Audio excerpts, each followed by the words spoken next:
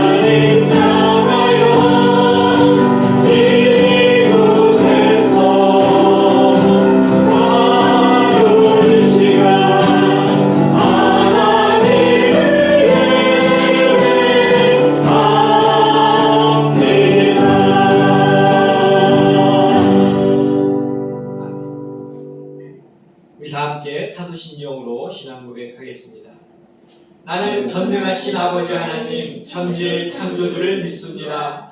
나는 그의 유일하신 아들 우리 주 예수 그리스도를 믿습니다.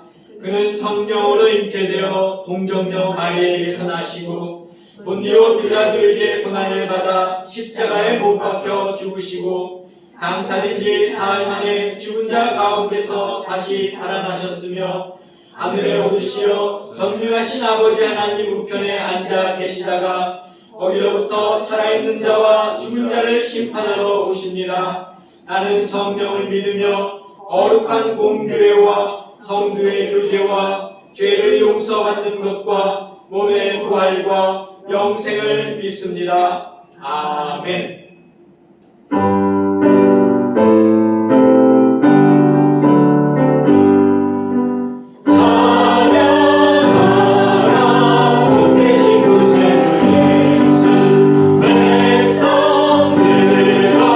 사랑을 전하세 경배하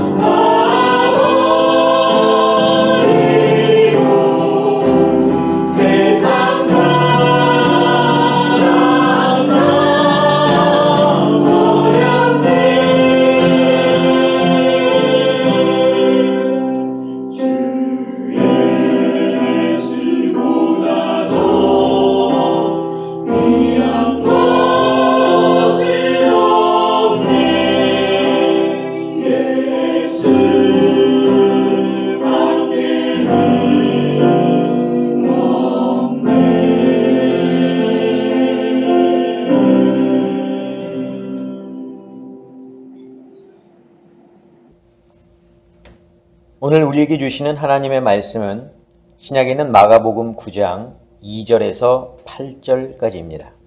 제가 봉독하겠습니다. 엿새 후에 예수께서 베드로와 야고보와 요한을 데리시고 따로 높은 산에 올라가셨더니 그들 앞에서 변형되사 그 옷이 광채가 나며 세상에서 빨래하는 자가 그렇게 희게 할 수 없을 만큼 매우 희어졌더라.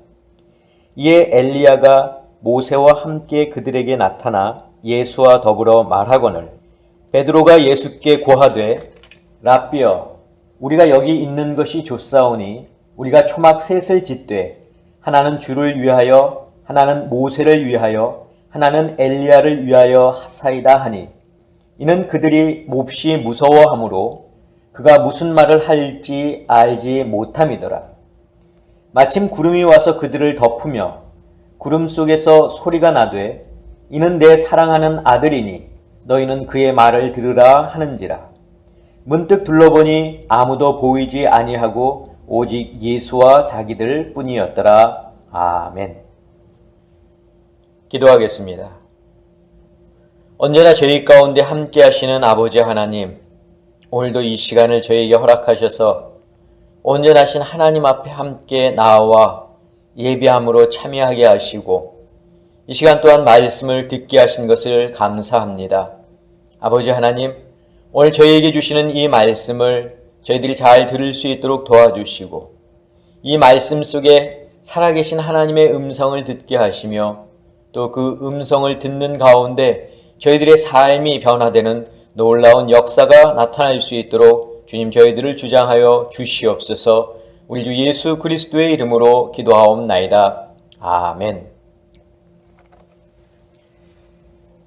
네, 지난 한 주간 여러분들 잘 보내셨습니까? 우리가 매일매일 하루의 삶을 사는 동안 여러분들 그 속에서 우리가 정말 하나님의 백성답게 살 수 있고, 비록 우리의 삶이 힘들고 때론 어렵다 할지라도 우리가 말씀 속에서 또 그 말씀을 믿고 의지하는 마음으로 살아가는 저와 여러분들이 될 수 있기를 간절히 바랍니다.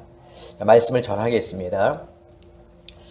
자, 오늘 우리가 함께 마가복음 9장 2절에서 8절까지의 말씀을 읽었는데, 이 오늘 본문은 예수님이 3명의 제자들과 함께 높은 산에 올라가시는 그런 이야기로 시작을 합니다.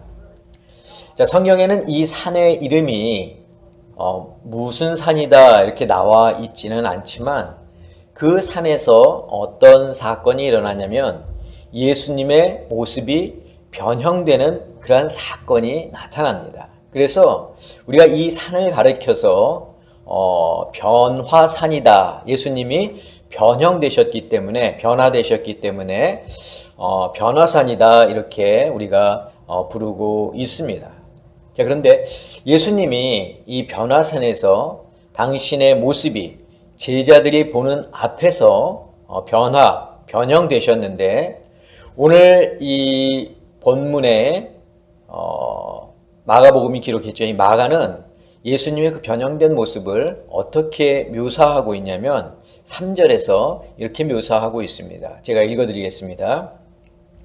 그 옷이 광채가 나며 세상에서 빨래하는 자가 그렇게 희귀할 수 없을 만큼 매우 희어졌더라. 자, 마가는 지금 예수님의 이 변형을 소개할 때 어디에 초점을 맞추고 있었냐면 예수님의 옷에 지금 초점을 맞추고 있죠. 그 옷이 이 세상에서 그 누가 빨아도 정말 그렇게 희귀할 수 없을 만큼 하얗게 희게 그 예수님의 옷이 변하였다 이렇게 소개하고 있습니다. 하지만 우리가 이제 공관복음, 즉 마태와 또 이 누가복음을 보면은 이 마태와 누가는 이 상황을 좀 더 자세하게, 좀 약간 다르게 설명을 하고 있는데, 마태와 누가는 이 마가처럼 예수님의 변형을 그 옷에만 국한시키지 않았다는 겁니다. 자, 마태는 예수님의 옷뿐만이 아니라 얼굴까지 변형되었다고 그렇게 기록을 하고 있습니다. 자, 마태복음 17장 제가 1절에서 2절을 읽어드리겠습니다. 엿새 후에 예수께서 베드로와 야고보와 그 형제 요한을 데리시고 따로 높은 산에 올라가셨더니 그들 앞에서 변형되사 그 얼굴이 해같이 빛나며 옷이 빛과 같이 희어졌더라. 그러니까 마태는 예수님의 옷뿐만이 아니라 예수님의 얼굴까지도 변형된 것을 기록하고 있죠. 자, 누가도 예수님의 용모가 변화되었다 이렇게 소개를 하고 있습니다. 자, 누가복음 9장 28절 29절을 읽어드리겠습니다. 이 말씀을 하신 후 8일쯤 되어 예수께서 베드로와 요한과 야고보를 데리고 기도하시러 산에 올라가사 기도하실 때에 용모가 변화되고 그 옷이 휘어져 광채가 나더라. 자, 그렇다면 왜 공관복음서 기자들은 이렇게 예수님의 변형된 모습을 기록하고 있을까요? 어떤 신학자들은 이 모세의 모형론을 들어서 설명을 합니다. 즉, 모세가 십계명을 받기 위해서 시내산에 올라갔을 때 그가 하나님의 영광의 자리에 함께했고 그로 말미암아 그의 얼굴에서 광채가 났다 이렇게 성경이 기록을 하고 있습니다. 자, 출애굽기 34장 29절에서 30절입니다. 모세가 그 증거의 두 판을 모세의 손에 들고 시내산에서 내려오니 그 산에서 내려올 때에 모세는 자기가 여호와와 말하였으므로 말미암아 얼굴 피부에 광채가 나나 깨닫지 못하였더라. 아론과 온 이스라엘 자손이 모세를 볼 때에 모세의 얼굴 피부에 광채가 남을 보고 그에게 가까이 하기를 두려워하더니. 지금 모세가 시내산에서 하나님을 만나고 십계명의 돌판을 들고 내려올 때 그의 얼굴에서 광채가 났다, 이렇게 기록을 하고 있죠. 이처럼 공관복음서 기자들도 모세가 하나님을 뵈므로 얼굴에 광채가 난 것처럼 예수님도 기도 가운데 하나님의 영광의 자리에 함께 하셨음을 소개하고 있습니다. 이처럼 모세에게 나타난 일들을 예수님께 나타난 일들과 비교해서 기록한 글들이 복음서에 보면은 여러 곳에 기록되어 있는 것을 알 수 있는데, 모세가 시내산에서 내려왔을 때 광야의 이스라엘 백성들이 어디에 거하고 있었습니까? 천막에 거하고 있었죠. 이스라엘 백성들의 천막이 그 시내산 아래에 쫙 줄을 맞춰서 이렇게 쳐져 있었습니다. 마가는 그런 모세의 상황을 베드로가 예수님께 초막 셋을 짓겠다고 말한 것으로 대조해서 기록을 하고 있습니다. 또 모세가 시내산에 올라갔을 때 그 시내산에 연기가 자욱한 가운데 하나님께서 임하셨습니다. 출애굽기 19장 18절인데요. 시내산의 연기가 자욱하니 여호와께서 불 가운데서 거기 강림하심이라. 그 연기가 옹기가마 연기같이 떠오르고 온 산이 크게 진동하며. 근데 마가는 이런 변화산, 이런 시내산의 그 상황을 또 변화산에 계신 예수님의 그런 모습과 비교해서 또 기록하고 있는 거죠. 즉 변화산에 구름이 몰려와서 그들을 덮으며 하나님의 음성이 들려온 것을 이 모세의 상황과 대조해서 기록하고 있습니다. 제가 한 두 군데 소개했지만 이 두 군데 외에도 복음서에 보면은 예수님을 모세에 대조시켜서 기록한 것이 여러 곳 나오고 있습니다. 이렇듯 공관복음서 기자들이 예수님을 모세에 비교해서 설명을 했는데 그 이유는 이 유대인들에게 있어서 모세는 정말 위대한 사람이었기 때문에 예수님도 이 모세에 버금가는 분으로 소개하고 싶었던 것입니다. 그러나 이 변화산에서 예수님의 모습이 변한 것 말고도 변화산의 사건이 가지는 또 다른 중요한 그런 의미가 한 가지 더 있습니다. 그것은 변화산 사건 이전의 예수님의 가르침, 그리고 변화산 사건 이후의 예수님의 가르침이 약간 달랐다는 겁니다. 어떻게 달랐냐면 변화산 사건 이전에 예수님이 제자들과 함께 다니시면서 가르치신 것은 무엇이냐면 예수님 당신은 하나님의 아들이자 그리스도이신 것을 가르치셨어요. 그러니까 나는 곧 하나님의 아들이고 나는 곧 메시아다, 그리스도다라고 하는 것을 가르치셨다는 거죠. 변화산 사건 이전에는. 그런데 변화산 사건 이후에는 예수님이 어디에 초점을 맞춰서 가르치셨냐면 그리스도란 누구인가에 초점을 맞춰서 예수님이 가르치셨다는 겁니다. 제자들을 포함해서 당시의 유대인들은 그리스도에 대해서 어떤 생각을 가지고 있었느냐? 그리스도란 바로 모세와 같은 그런 말씀의 권위를 가지고 또 엘리야와 같이 능력을 가지고서 정치적, 경제적, 사회적으로 어려움을 당하고 있는 그런 유대 백성들의 문제를 해결해 줄 분으로 메시아를 생각하고 있었다는 겁니다. 그래서 그들은 예수님을 이스라엘의 왕이다, 메시아다, 그리스도다 이렇게 불렀던 것이죠.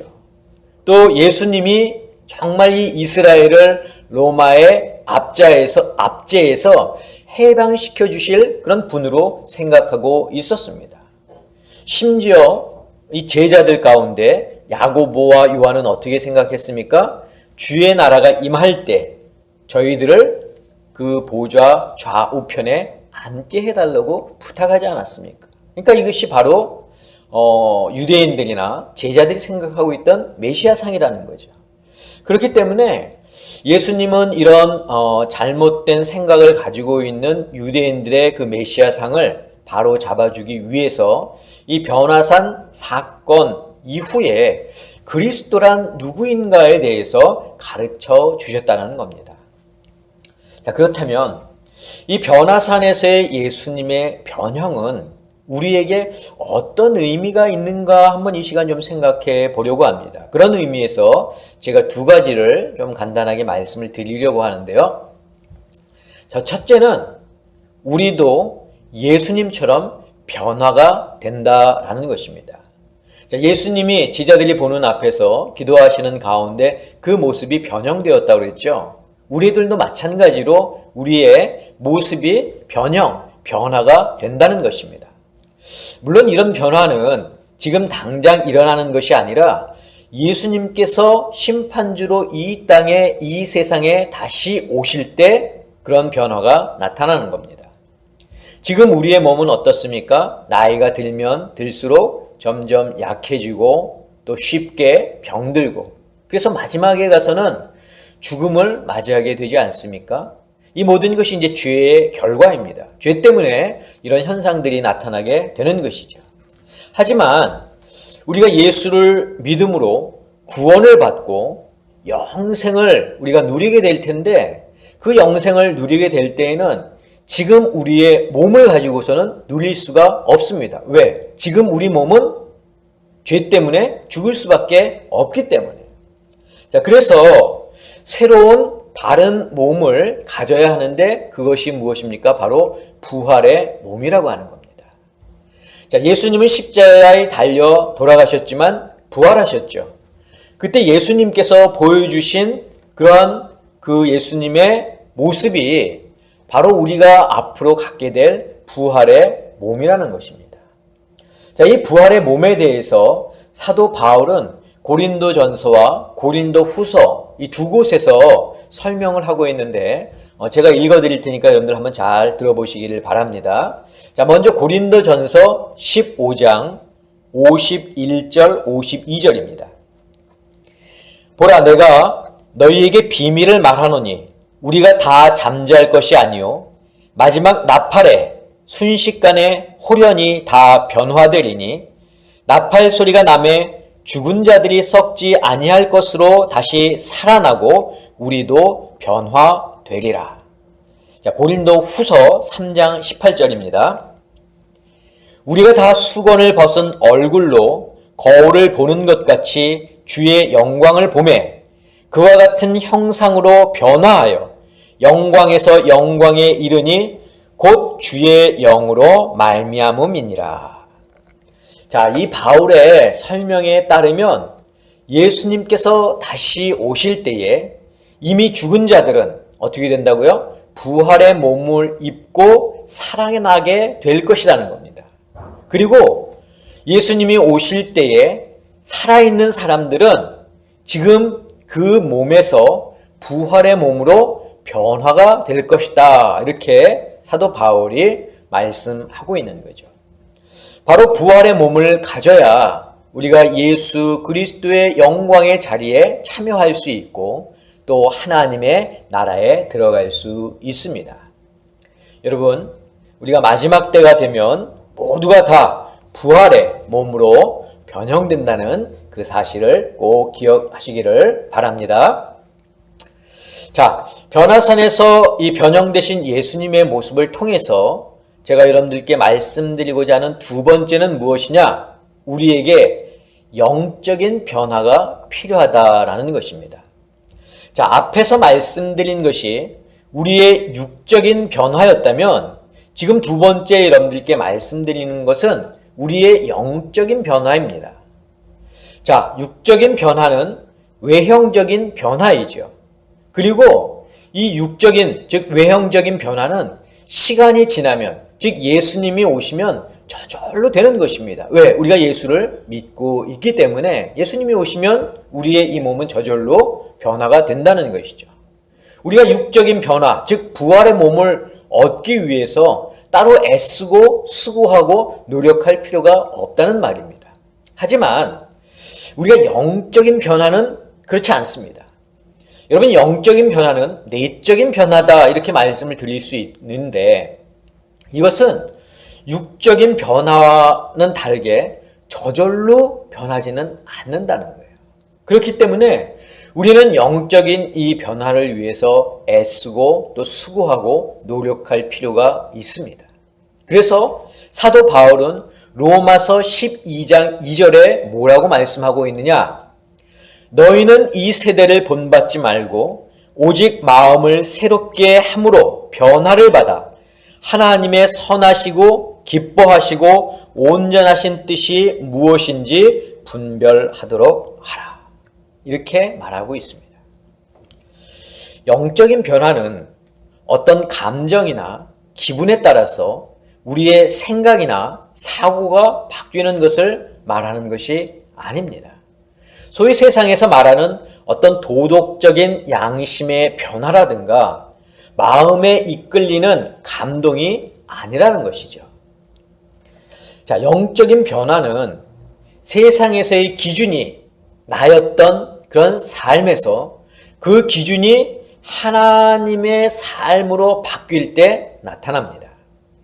우리가 일을 하든지 공부를 하든지 무엇을 하든지 나를 위해서 하는 것이 아니라 하나님의 영광을 위해서 할 때 이런 영적인 변화가 나타나는 겁니다. 자, 내 생각의 중심에 또 내 행동의 중심에 항상 하나님이 계실 때 이 영적인 변화가 우리 가운데 나타난다는 것이죠. 바울의 말씀에 따르면 우리가 영적으로 변화하기 위해서는 이 세대를 본받지 말아야 합니다.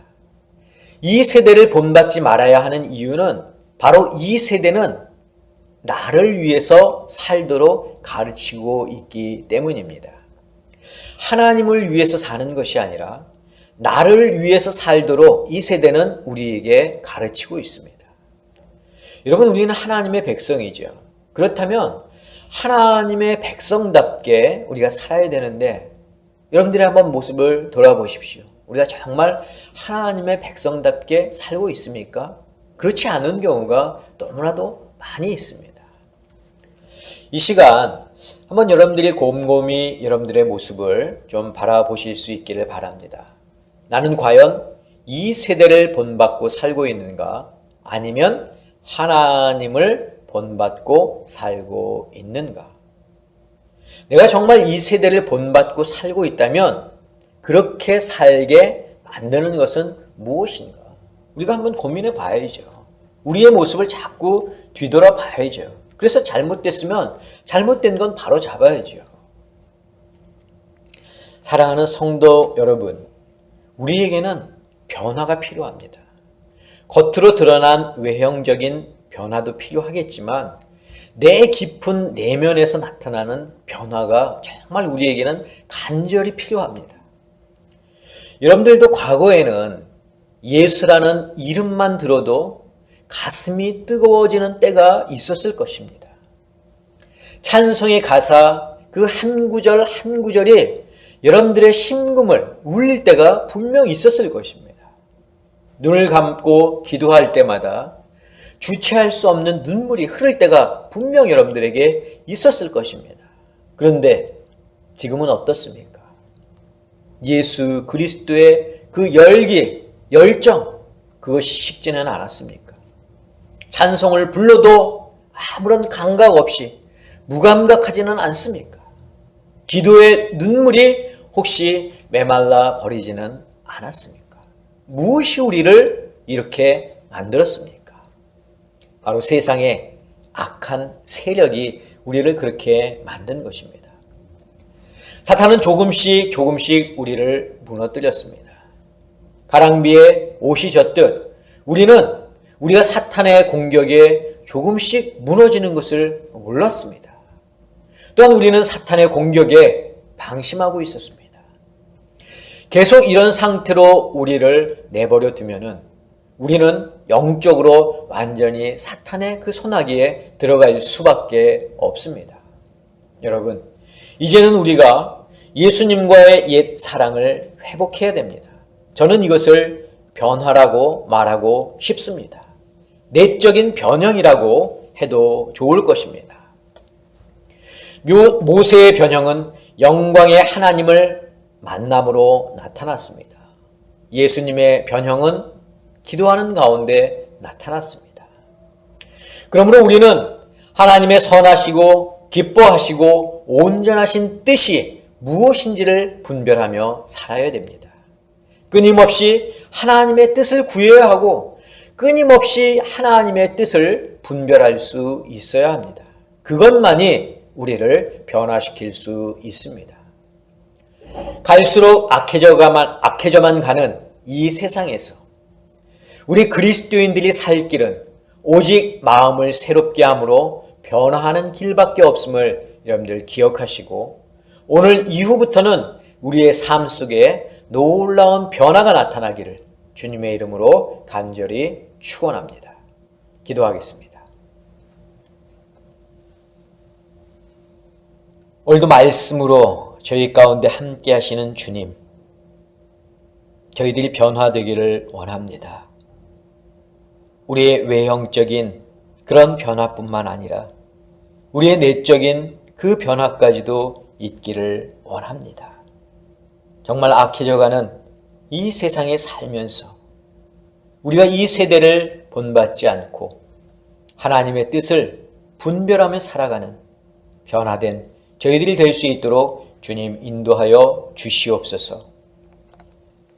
이제는 우리 주 예수 그리스도의 은혜와 하나님의 그 크신 사랑하심과 성령님의 역사하심이 오늘 말씀을 듣고 우리의 삶 속에서 변화되기를 간절히 소망하는 사랑하는 당신의 성도들 머리 위에, 저희들의 가정 위에, 건강 위에, 자녀들 위에, 직장과 사업과 일터 위에 지금부터 영원까지 함께하옵시기를 간절히 축원하옵나이다. 아멘.